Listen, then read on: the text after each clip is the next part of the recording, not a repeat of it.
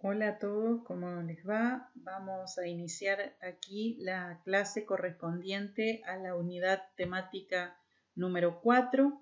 En este video vamos a desarrollar la primera parte de esta unidad, donde los temas van a ser comunidad, estructura, jerarquías, sucesión ecológica, zonación y ecotono. Como ustedes recordarán, la ciencia ecología abarca diferentes ámbitos en su estudio que para los efectos justamente del análisis se pueden analizar de acuerdo a su grado de complejidad. Por lo tanto, hablábamos de sistemas que iban desde los menos complejos al nivel de población, es decir, de ese conjunto de organismos de la misma especie a la cual de diferentes maneras podíamos analizar e interpretar sus eventos o sus procesos internos. Y posteriormente, debido al aumento de la complejidad, nos encontrábamos con otros sistemas como eran la comunidad, el ecosistema, el bioma, un nivel superior, y en general la biosfera como el sector del planeta donde es posible la vida. En esta unidad nos vamos a concentrar específicamente en lo que tiene que ver con el nivel de comunidad. Podemos definir a la comunidad como un conjunto de poblaciones vegetales o animales que conviven en un mismo espacio al cual podemos denominar biotopo, que sería la reunión de todos los factores abióticos que están influyendo sobre ese conjunto de poblaciones. Comparten, por supuesto, la temporalidad y se producen entre estas poblaciones toda una serie de relaciones entre ellas y a su vez con ese medio inanimado en el que habitan.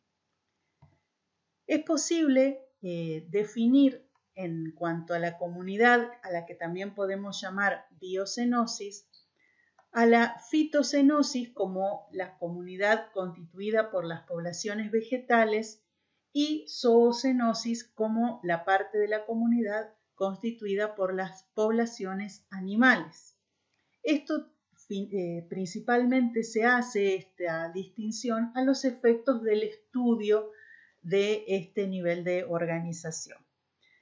En particular, los temas que vamos a desarrollar en la unidad se van a hacer desde la perspectiva de la comunidad vegetal. No porque no nos interese, por supuesto, lo que hace a la comunidad animal, sino porque justamente es la parte de la vegetación lo que define un poco la suerte de los procesos relacionados con las poblaciones animales, y eso lo vamos a ir viendo a medida que desarrollemos los temas.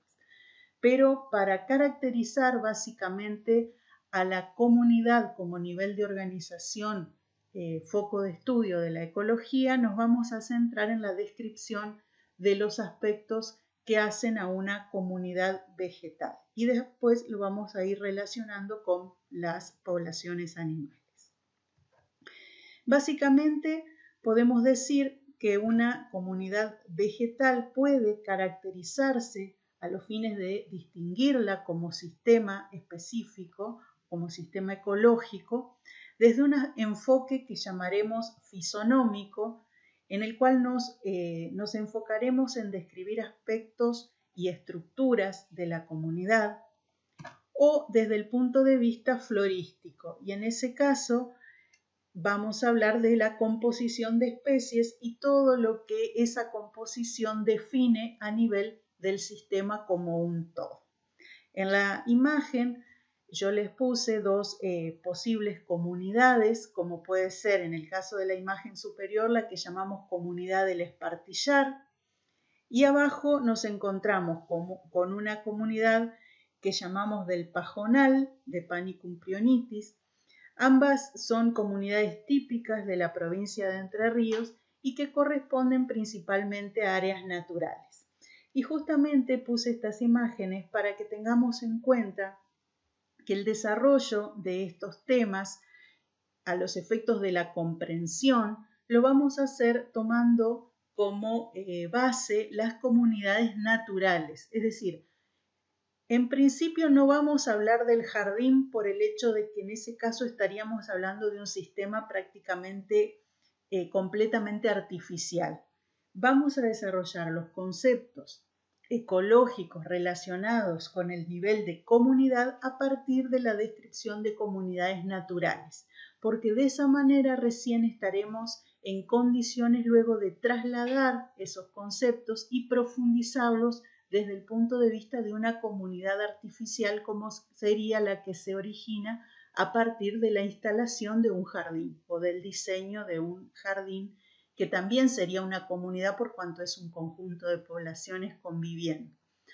Pero, como les decía, a los efectos de la comprensión de los conceptos ecológicos tomaremos como base comunidades naturales. Y es por eso que les empiezo a traer un poco de imágenes de ese tipo de comunidades que por ahí no son las que habitualmente el técnico en jardinería maneja cotidianamente, porque estamos acostumbrados a esas otras artificiales.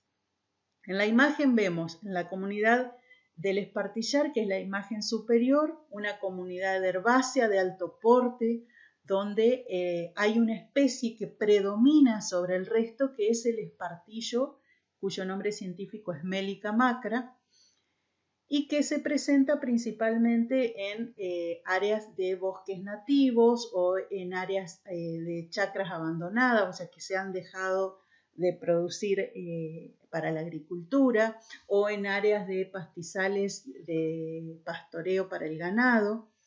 Este tipo de estructuras que vemos en la imagen nos muestran un sistema donde hay una especie que es la que a la vista distinguimos inmediatamente.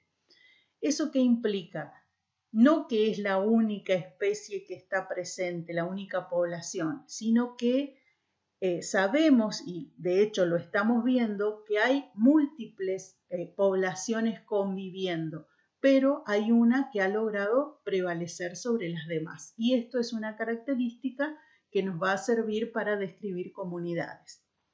Fíjense que justamente a la comunidad le ponemos un nombre habitualmente que está dado por esa especie que a la vista es la que impacta. Por eso la imagen de arriba corresponde a la comunidad del Espartillar y la de abajo es la comunidad del Pajonal. Justamente los nombres responden a las especies que están predominando, y vamos a usar el término que es correcto, que están dominando en la comunidad. Ya lo vamos a definir bien concretamente a los términos cómo es correcto utilizarlos en el ámbito de la ecología. Entonces, retomando, a los efectos de describir una comunidad, podemos hacerlo desde un punto de vista fisonómico, cuando describamos aquellos atributos que tienen que ver con su aspecto y estructura, o desde el punto de vista florístico, cuando nos focalicemos en aspectos que tienen que ver con las características de las especies que forman parte de esa comunidad. Diferentes teorías ecológicas son las que explican la existencia de la comunidad como sistema. Solo a los efectos de que ustedes las conozcan en general, les extraje del texto de ecología de Smith. Una de las explicaciones es la que se origina en la teoría holística, que es del ecólogo Clements, que la representa a través de este gráfico, donde lo que quiere mostrar es que la reunión de las especies, cada una de estas líneas representaría una especie, se da porque las mismas, es decir, las especies responden de la manera en que ya sabemos, por lo que vimos en la unidad anterior, responden de una determinada forma a las condiciones ambientales. Por lo tanto, dada una variación ambiental que estaría representada en el eje de la X, las especies se van a ir acomodando de acuerdo a cómo responden justamente a esa variación. De esta manera, en este primer grupo de especies podríamos identificar a una primera comunidad. ¿Cómo estaría entonces constituida esta comunidad? Por un grupo de especies que responden de manera similar a una determinada condición ambiental. lo cual es bastante comprensible.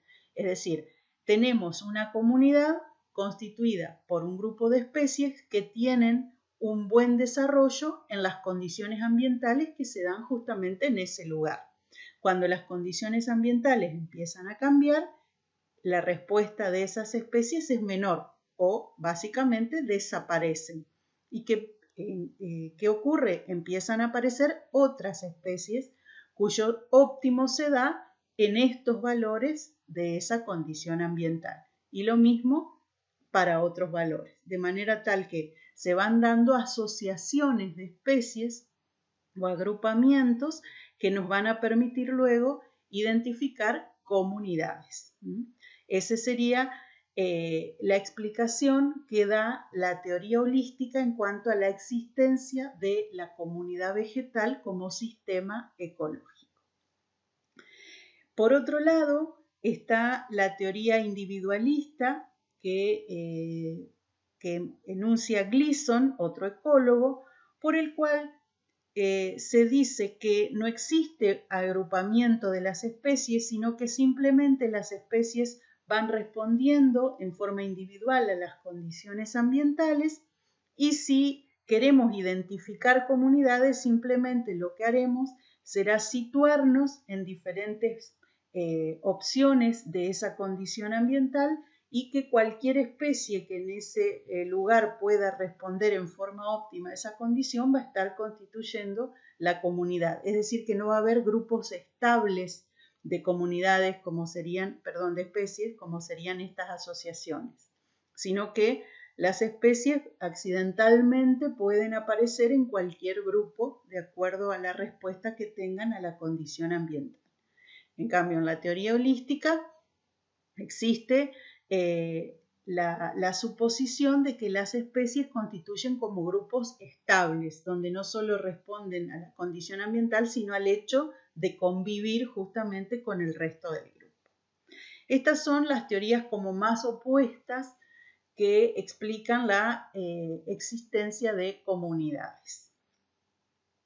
Yendo ya a lo que es la descripción que les decía del sistema de comunidad vegetal, hablaremos en principio de lo que es su configuración espacial, es decir, de cómo se disponen en el espacio físico que ocupan.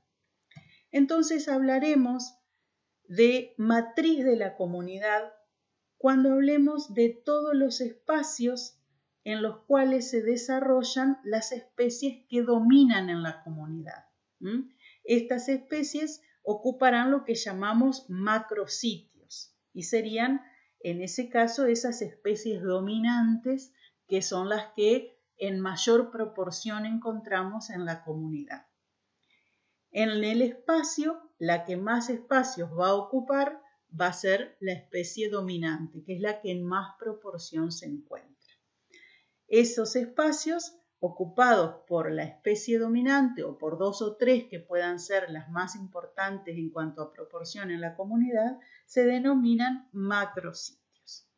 Pero, como les decía hoy, la comunidad no está integrada solamente por una o dos dominantes, sino que puede estar integrada por numerosas especies más que no tengan la prevalencia de las dominantes, pero que sí están presentes. Y en ese caso, a todo ese grupo de especies que se encuentran en menor proporción, se le denomina comunidad intersticial, es decir, que va ocupando los lugares más pequeños que deja libres la especie dominante. Esos espacios se denominan micrositios y están ocupados por lo que llamamos especies acompañantes. Este grupo de especies, estos lugares donde estas especies se desarrollan, cumplen una función muy importante a la hora de hablar de la regeneración de las comunidades, porque es allí donde se alojan principalmente lo que son los bancos de semillas del suelo, que serían esa fuente de propágulos que se encuentran latentes en el suelo y que pueden constituir la base de la regeneración de esas comunidades en caso de que algún disturbio pudiera eliminarlas o degradarlas. Es por eso que es tan importante la función de estos micrositios, porque es probable que es allí donde se encuentren las condiciones para que esta comunidad ante un evento de disturbio pueda resurgir o pueda recomponerse, y ya vamos a ver cómo se dan esos procesos. Entonces, en cuanto a la configuración en el espacio, definimos macrositios como aquellos espacios que están ocupados por la especie o especies dominantes de una determinada comunidad, y los micrositios o espacios donde se alojan las especies acompañantes que constituyen la comunidad intersticial. Dijimos hoy que la descripción de una comunidad la haremos a través de atributos que la caractericen. Hablaremos de atributos florísticos cuando esos atributos hagan referencia a algunos aspectos de las especies que componen la comunidad, y hablaremos de atributos fisonómicos cuando nos estemos refiriendo a aquellos que describen la estructura o la morfología de la comunidad o de sus especies. Dentro de los atributos florísticos vamos a contar con lo que es la composición florística o la lista de especies que constituyen la comunidad. Cuando hablamos de una región o de un parque nacional, siempre hablamos de la flora de un lugar. La flora de un determinado lugar es justamente el listado de especies que se encuentran presentes en ese espacio geográfico. Entonces, primer atributo florístico que va a caracterizar a una comunidad es la lista de especies que lo constituyen. Si contamos cuántas son esas especies, hablaremos de la riqueza específica. La riqueza específica es un atributo florístico que hace referencia al número de especies vegetales o animales, si estamos hablando de una comunidad animal, al número de especies presentes en una comunidad. Y ya hablamos un poco refiriéndonos a que la proporción de una especie es probable, en la mayoría de las comunidades ocurre así, que la proporción de una especie supere a las demás, y ahí nos encontraremos con la especie dominante. Entonces, cuando hablamos de la dominancia en una comunidad, estamos hablando de la abundancia relativa de las especies o de la proporción de cada una con respecto al total. Esto nos habla justamente de la importancia que adquiere esa especie con respecto al resto, o a lo que llamamos jerarquía en las comunidades. En las comunidades normalmente es esa la situación que se presenta. Una o unas pocas especies se encuentran en general en mayor proporción que el resto, y esto las hace definir como especies dominantes, mientras que las que se encuentran en proporciones menores constituirían ese otro grupo al que llamamos acompañantes. Cuando hablamos de una fuerte dominancia, estamos hablando de comunidades como esas que veíamos hoy, que a la vista impactan y las podemos reconocer fácilmente, cuando hay una o unas pocas con alta dominancia.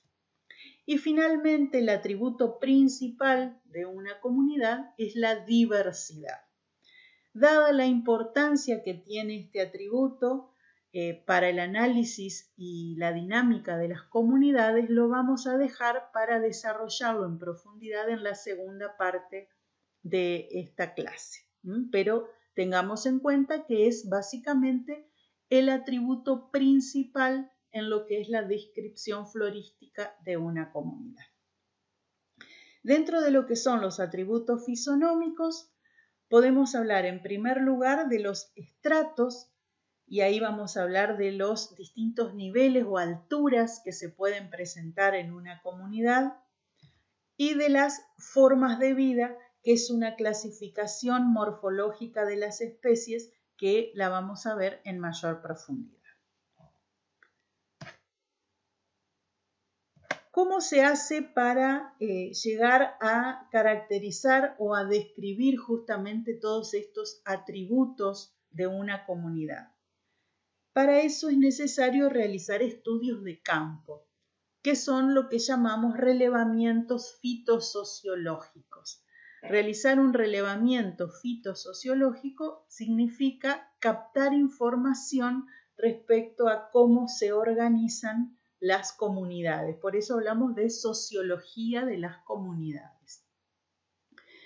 Esto nos va a permitir describir las comunidades de acuerdo a cómo están compuestas en cuanto a las especies que están presentes y de cada especie cuál es la abundancia que hoy decíamos que define su importancia en la comunidad.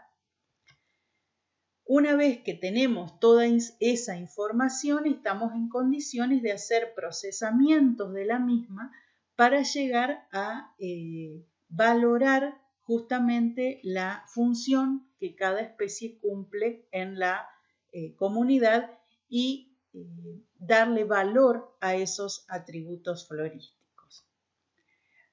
Esto se hace por metodologías que ya están probadas, que se sabe que realizan una buena captura de información y que son los métodos de relevamiento que habitualmente están adaptados a distintos tipos de comunidades, como por ejemplo los métodos de Brown-Blanquet y método del punto, que están más que nada destinados a identificar y caracterizar comunidades herbáceas, el método de Canfield o de intercepción de la línea, que está destinado a comunidades de tipo arbustivas, o el método de Cotham y los métodos parcelarios que habitualmente se aplican para la caracterización de las comunidades arbóreas.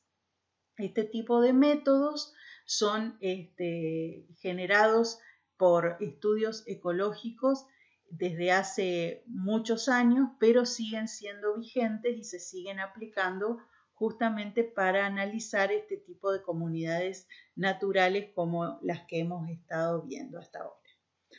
Todos ellos se aplican sobre áreas representativas, por lo tanto realizan lo que llamamos muestreos, es decir, existiendo una comunidad en un área geográfica, no es que se analice y se capture información en toda el área, sino que se lo realiza sobre sectores representativos y a partir de ahí se sacan conclusiones generales. De esta manera se pueden justamente valorar esos atributos florísticos y fisonómicos que antes habíamos mencionado. Se hace esa valoración sobre pequeños sectores representativos de manera tal que luego se puedan extender las conclusiones respecto a toda la comunidad que ha sido foco del estudio. Ahí simplemente les muestro un ejemplo de cómo se hace o en qué grado, digamos, de detalle se hace la evaluación de los atributos de comunidades herbáceas. Ahí se analizan, por ejemplo, abundancia y cobertura de las especies herbáceas dentro de ese cuadro de muestreo. Eso se repite varias veces dentro de todo el área y a partir de ahí se sacan las conclusiones respecto a la comunidad en general. Y en este caso se están haciendo mediciones respecto de una comunidad arbustiva aplicando el método de Canfield o de intercepción de la línea. El otro de los atributos que resulta importante a nivel fisonómico es lo que llamamos la estratificación. Cuando hablamos de la estratificación de una comunidad, hablamos de su heterogeneidad vertical, es decir, de cómo van variando los grupos de especies en cuanto a altura en una comunidad. Esto está dado, por supuesto, por el tipo de especies que la conformen. Entonces vamos a tener posible encontrar un estrato herbáceo, estratos arbustivos y estratos arbóreos. Puede en una comunidad estar presente en los tres tipos de estratos, solo uno o más de uno. Y podemos, de acuerdo al estudio que estemos haciendo, concentrarnos en la comunidad herbácea tomar comunidad herbácea, arbustiva y arbórea todo como una gran única comunidad, o depende del objetivo de estudio que tengamos, depende de dónde pongamos los límites del sistema que queremos estudiar. Esa estratificación entonces está dada, como les decía, por el tipo de especies que están presentes en la comunidad.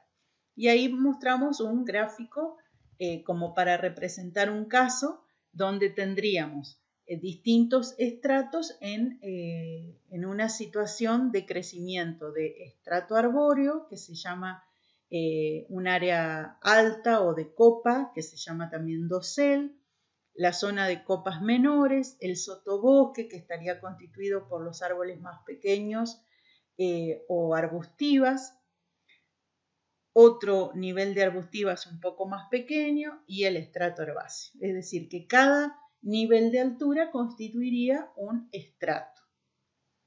¿Por qué es importante este tipo de detalle o de caracterización en cuanto a la comunidad? Y es lo que les decía al principio. Cuando hacemos una descripción de la comunidad vegetal, podemos a partir de allí sacar conclusiones respecto también de las comunidades animales que van a estar directamente relacionadas con ella. La estratificación es un dato fundamental a la hora de estimar cómo van a ser las poblaciones animales que puedan estar presentes en estas comunidades, porque justamente el hecho de que existan distintos estratos es lo que determina la posibilidad de que las especies encuentren el hábitat que necesitan para existir en ese lugar. Acuérdense que cada especie tiene su óptimo en un determinado hábitat, en una determinada condición de espacio para vivir. Entonces, les traje este gráfico que también está tomado del texto de Smith y Smith, en el cual lo que se representa es sobre un fondo que describiría los estratos vegetales de una comunidad. Cada una de estas barras que tienen el borde en color rojo serían especies animales. Fíjense que cada una de las especies animales se va ubicando a diferentes alturas en la comunidad. ¿Esto qué quiere decir? Que cuando una comunidad tiene más estratos, tiene más posibilidades de alojar poblaciones animales. Y eso favorece justamente lo que hablábamos hoy en cuanto a la riqueza y diversidad de los sistemas.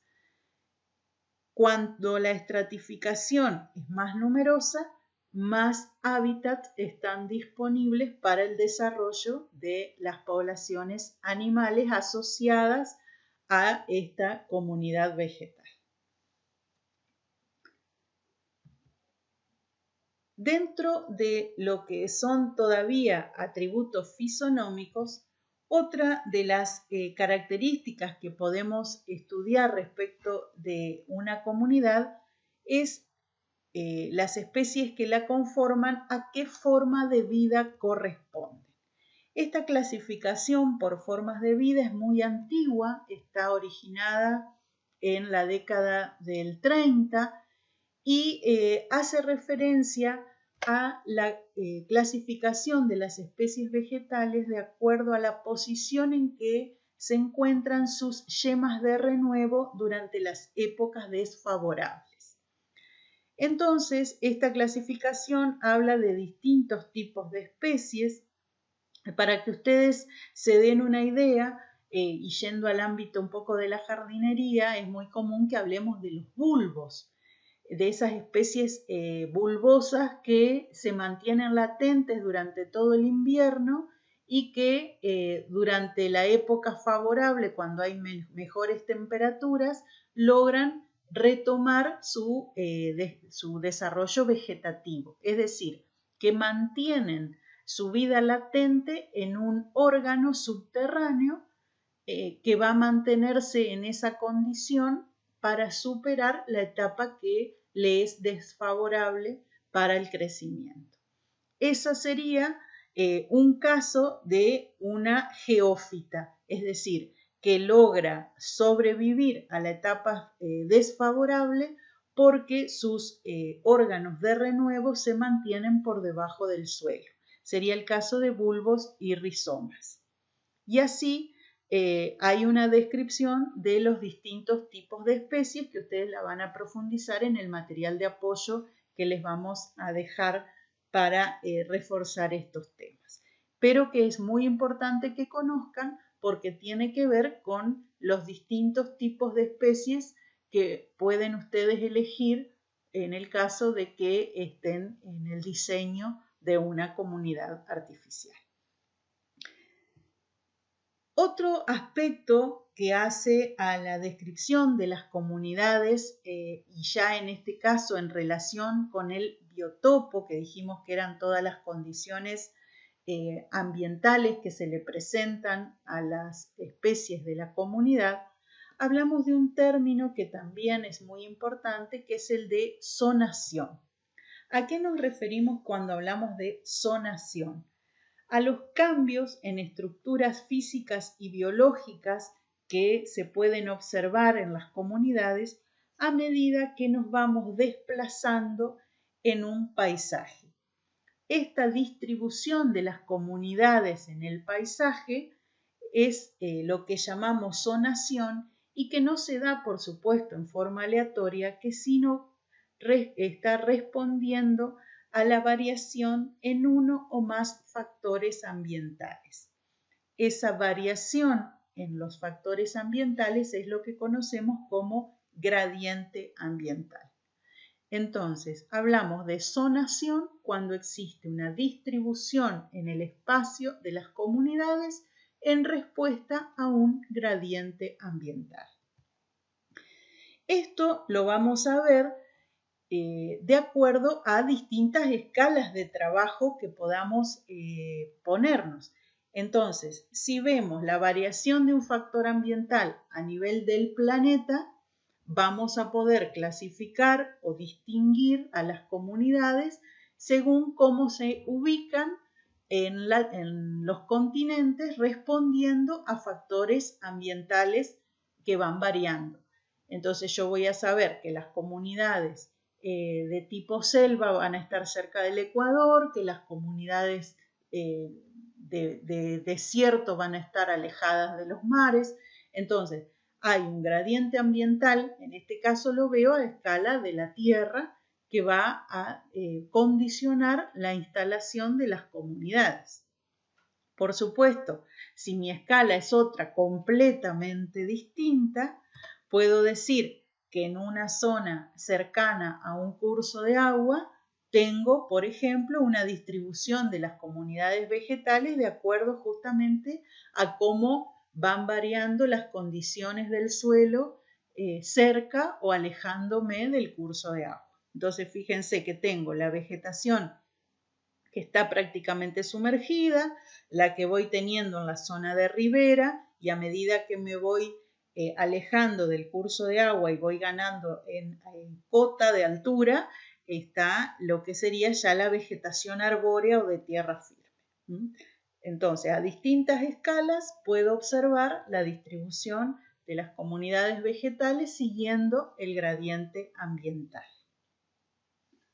Eso sería realizar un estudio en función de la zonación, de la instalación de comunidades en respuesta al ambiente. Y después de haber hablado de todo esto, seguramente ustedes estarán preguntándose si realmente algo o mucho o todo lo que hemos estado desarrollando tiene alguna relación con el sistema sobre el cual nosotros vamos a trabajar habitualmente, que es el jardín. Y yo les quiero confirmar, seguramente ustedes habrán relacionado de alguna manera, les quiero confirmar que sí, definitivamente están directamente relacionados todos estos conceptos con lo que es el estudio y la interpretación del jardín como sistema. Entonces, si hablamos, por ejemplo, de zonación, fácilmente podemos ver en un jardín que van a existir diferentes comunidades adaptadas a las diferentes condiciones ambientales que se puedan dar naturalmente o que nosotros generemos artificialmente, porque así lo define el diseño del jardín sobre el que estamos trabajando.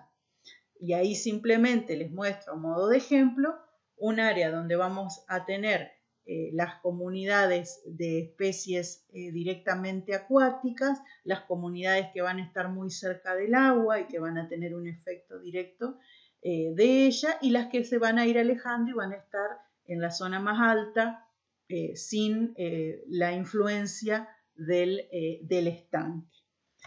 En otro caso, pueden estar las zonas del jardín en relación con la sombra o con la exposición a mayor cantidad de luz o con áreas donde tengo restricciones de humedad, etc. Todo esto va a hacer que yo tenga diferentes comunidades que en el caso del jardín no van a ser naturales sino artificiales, pero que al igual que en la naturaleza van a tener que estar constituidas por grupos de especies que respondan en forma similar a las condiciones ambientales que se le presenten. ¿Con qué finalidad? Con la finalidad de que estén las especies en su óptimo de crecimiento y que tenga un desarrollo sustentable de esas comunidades en el tiempo. Eso es lo que se van a encontrar diariamente cuando asistan al diseño de jardines. La necesidad de conocer cómo deben ser los agrupamientos de las especies para que estos agrupamientos sean justamente sustentables, adaptados a las condiciones ambientales naturales o generadas por el propio diseño. Entonces, confirmado que todos estos conceptos que los fuimos viendo a partir de comunidades naturales, que es donde se han estudiado y a partir de donde se ha generado todas las teorías que los definen, todos estos conceptos se adaptan perfectamente y sostienen directamente lo que es la existencia de las comunidades artificiales, como serían las de un jardín como el que nos vamos a encontrar diariamente como técnicos. Otra de las cuestiones que se nos van a presentar y que si bien tiene que ver todavía más con las comunidades naturales, pero que también pueden ser casos que asistamos como técnicos de jardinería, es otro proceso que experimentan las comunidades, que es la sucesión ecológica. ¿A qué denominamos sucesión ecológica? Llamamos así al proceso por el cual las comunidades se van reemplazando en el tiempo dentro de un área determinada. Es decir, que si yo tuviera la posibilidad de asistir temporalmente a un mismo lugar durante muchos años, desde una etapa cero hasta muchos años después, podría ir viendo cómo la comunidad vegetal presente en esa área, siempre y cuando, por supuesto, no sea disturbada por ningún evento en particular, las comunidades van a ir cambiando, es decir, que voy a tener un proceso dinámico en el tiempo. Ese proceso que se va dando en un área determinada con la vegetación es lo que llamamos sucesión ecológica. Es el cambio de las comunidades a través del tiempo. En el caso de que estemos, como les decía recién en un ejemplo, asistiendo a una sucesión primaria, estaríamos hablando del caso en que partamos de un sustrato donde no hay ningún tipo de comunidad, como puede ser una roca o un lugar que ha sido afectado por lava volcánica, es decir, roca muerta prácticamente, que empieza a tener la presencia de organismos vivos y que con el paso del tiempo va a llegar a conformar una comunidad. Ese ese sucederse de etapas en las que las distintas comunidades van cambiando, es lo que llamamos una sucesión primaria, o que recibe el nombre de formadora de suelos. En el caso de que asistamos a un proceso de reemplazo sucesivo de comunidades en un área donde ya existían comunidades previas, pero por algún disturbio muy grande han sido eliminadas, en ese caso hablamos de lo que es una sucesión secundaria, que es lo que más habitualmente podemos llegar a ver y que de hecho hoy en día son tema corriente. En este caso, el gráfico lo que nos muestra es, en el cuadro 1, la existencia de una comunidad determinada que es afectada por un disturbio muy importante, como puede ser un incendio, como podría ser la tala de una comunidad arbórea, que directamente lo que hace es eliminar por completo a esa comunidad.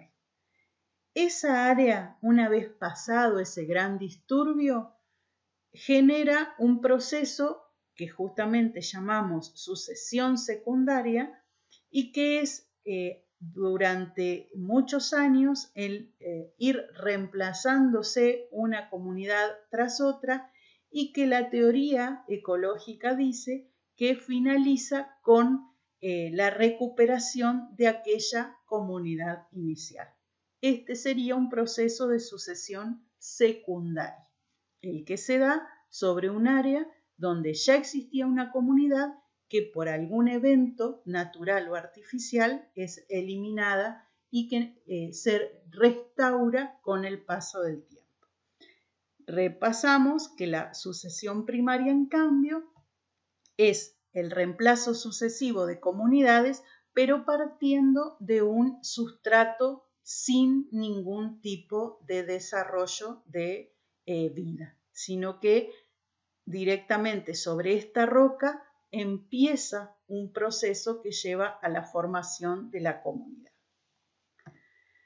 Las etapas que permiten que se dé esta sucesión ecológica tienen diferentes nombres en base justamente al proceso que desencadenan. La primera de las etapas se conoce como etapa de colonización, que en el caso de que sea la sucesión primaria, esa que arranca en la roca, estamos hablando de especies que logran establecerse aún en esas condiciones tan extremas. En general son musgos, líquenes, especies muy pequeñas, pero que tienen una alta tasa de reproducción y que son capaces de capturar la humedad suficiente y la luz como para generar el proceso de fotosíntesis necesario, por supuesto, para crecer, y que a partir de ello van aportando materia orgánica y agua al sustrato.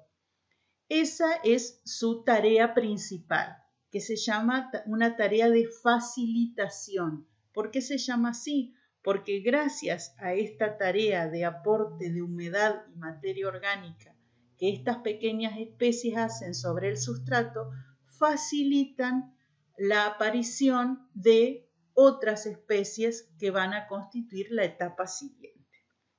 Entonces, esta etapa de colonización está a cargo de las especies pioneras, que como les decía, generalmente son especies pequeñas, de corta vida, pero de alta tasa de reproducción, que logran establecerse en esas condiciones tan restrictivas en lo ambiental.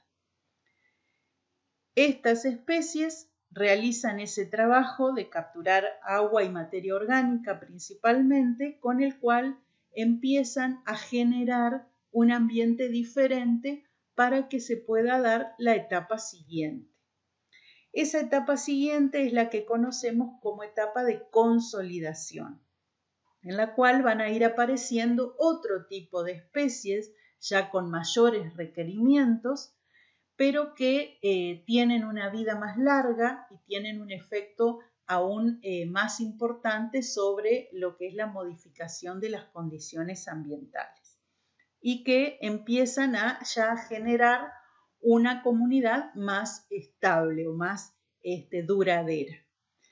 En el caso de las sucesiones secundarias, esta etapa de consolidación la podemos ver nosotros como la etapa, por ejemplo, de renovales en los campos, donde ha sido desmontado y durante un tiempo se ha utilizado para la agricultura.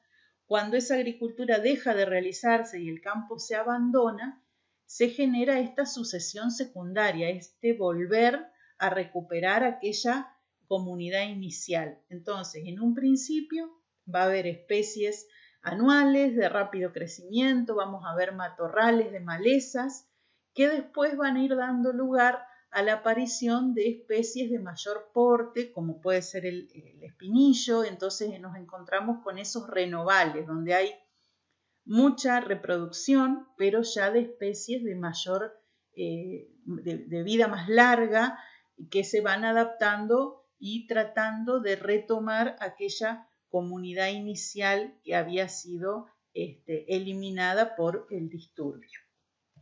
Entonces, lo que tenemos que aclarar en cuanto a estas comunidades es que, como en el caso que hablábamos anteriormente, así como se van instalando especies pioneras y luego de etapa de consolidación, lo mismo va pasando con las comunidades animales.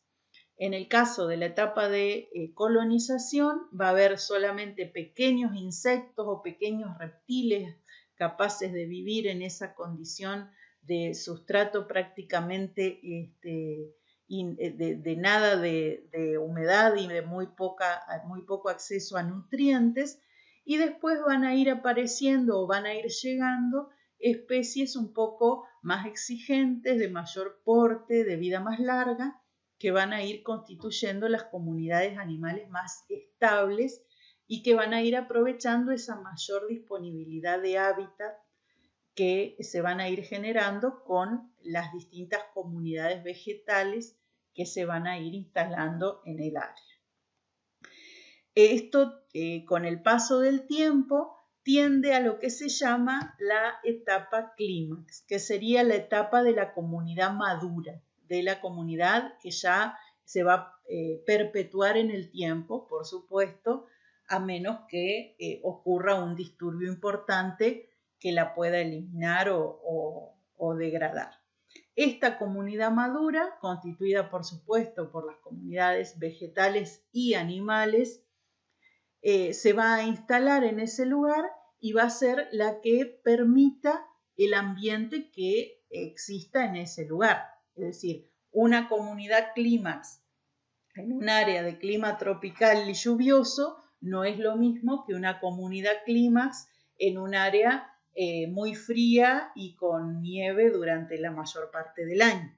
Es decir, son comunidades clímax para las condiciones ambientales que existan en ese lugar.